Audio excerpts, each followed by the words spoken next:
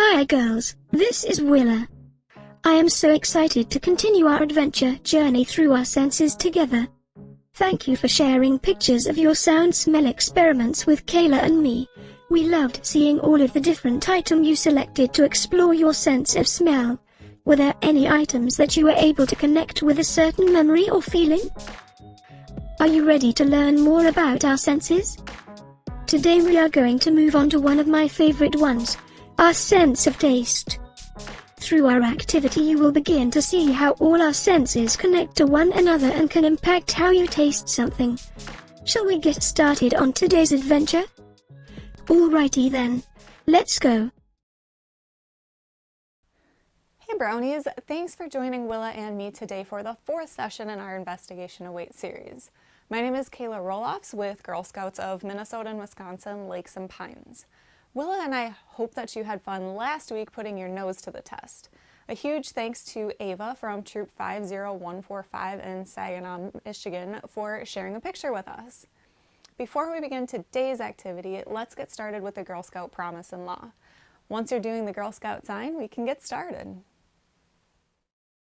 On my honor, I will try to serve God and my country, to help people at all times, and to live by the Girl Scout law.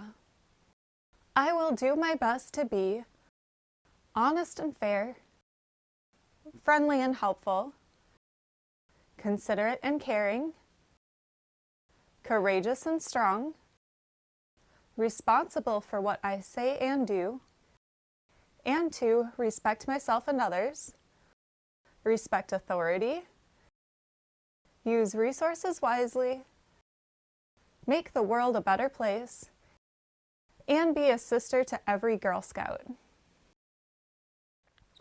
Alright Brownies, for today's activity we're going to see how sight can affect taste. We'll need 3 cups of the same neutral colored liquid such as milk, water, or maybe like lemon lime pop. You'll need food coloring for 2 of the cups, and then you'll need paper and whatever you like to write with. For the adults, if you can prep the drinks ahead of time away from your brownie, this works best. That way they just see the colored drinks. Last week, we learned that if we can't smell very well, we can't taste very well either. Your sense of sight can also play tricks on you as well. This sweet shop is the perfect place to explore how colors influence our sense of taste. Believe it or not, our eyes are an important part of tasting and perceiving food.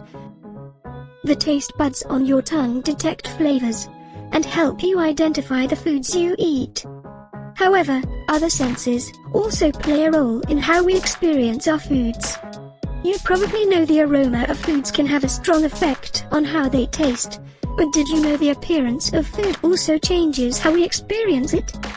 Because we usually look at food before putting it in our mouths. The very first information your brain gets about any particular food often comes from the eyes. Take a look at the 3 cups in front of you and make a prediction as to what each will taste like. When you have made your guesses, we can continue on with the experiment. Let's see how sight affects taste by doing just a little taste test. First, try 1 cup of liquid. See what it tastes like. What did you think was in the cup? And what did it taste like? Write those answers down on your piece of paper. Next, you're going to try the 2nd cup of liquid. What did that one taste like? What color was it? Write that down on your paper as well. Then you're going to do it one more time for the 3rd cup. What did it taste like? What do you think? After you try all 3 cups, which one did you think tasted the best? Why? Because we rely so heavily on visual information to make sense of the world around us, it can sometimes influence the way we experience the world with our other senses, such as taste. Think about it. You can think of the way a strawberry tastes without actually eating one. Your eyes can tell you a lot. That's right, Kayla. From an early age we learn to associate colors with flavors. When something is orange, we expect an orange flavor. If you tasted an orange jelly, you would be surprised to find it had a cherry flavor, wouldn't you? For example, when you look into a jar of jelly beans, you immediately decide which color you want to eat first. This is because you associate a certain color with your favorite flavor. Which of these jellies would you pick if you wanted to have lime flavor? That's right, the green one. Which would you pick if you wanted to try a cherry one? You would probably select one of the red ones, wouldn't you? Since you aren't sure what the flavors are exactly, you are using your sense of sight to predict what kind of flavor you will taste. Are there any colors you identify with a flavor you do not like? Over the next week, try to predict what something will taste like before you eat it. You can combine both your sense of sight and smell to make your guess. If you want to try a harder experiment, take a bit of lemon or orange juice and put it on a cotton ball or tissue. Then smell the cotton ball as you taste something like a strawberry or banana.